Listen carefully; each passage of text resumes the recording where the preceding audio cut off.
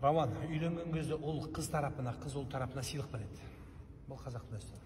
Шариғат бойынша сіз міндетті түрде зәуреге неке сыйлығын беріп қойыңыз. Неке сыйлығы махр деп айтылады. Оны қазіргі сағаттан бастап өміріңіз соңына дейінгі мойныңызда қарыз болады. Берген кезде атап тұрып, мынау мен неке сыйлығым деп келінге бересің. Оны алған келін оны өзіне жарата ма, үйіне беріп жібере ма, не істесе де өзінің ықтияры бар. Сіз таққан жүзік неке сыйлығына жатпайды. Өйткені ертең қолынан көрмесең, қайдан жүзік деп сұрайсың. Ал неке сыйлығы сұралмайды. Тек қана беру. Арғаны өзіңізге келсеңіз. Сіз ай, жұлдыз, күн, бәрін, планета бәрін берген шығарсыз, оны ала береді бонус ретінде, бірақ құнды нәрсе болу керек. Құрметті Серікбай қызы Зәуре, сіздің неке сыйлығыңыз 100 000 теңгені құраса риза боласыз ба? Аз болса қосылам. Ризасыз. 100 000 теңгеден асса ассын, кем болмасын, алтын, киім, кез келген нәрсені құнды, мынау мен неке сыйлығым деп Зәуреге бересің. Оны ары қарай Зәуре не істейді? Өрттеп жібере ме, лақтырып жібере ме, саған қайтарып жібере ме, өз біледі.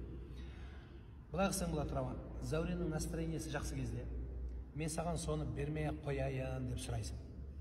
Келін кештім деп айтса, онда бермейсің. Там жақсы моментін тауып көресің ғой, сен де.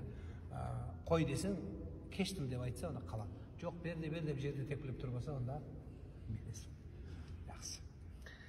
Бисмиллахир-рахманир-рахим. Аллах Тағаланың ризалығымен пайғамбар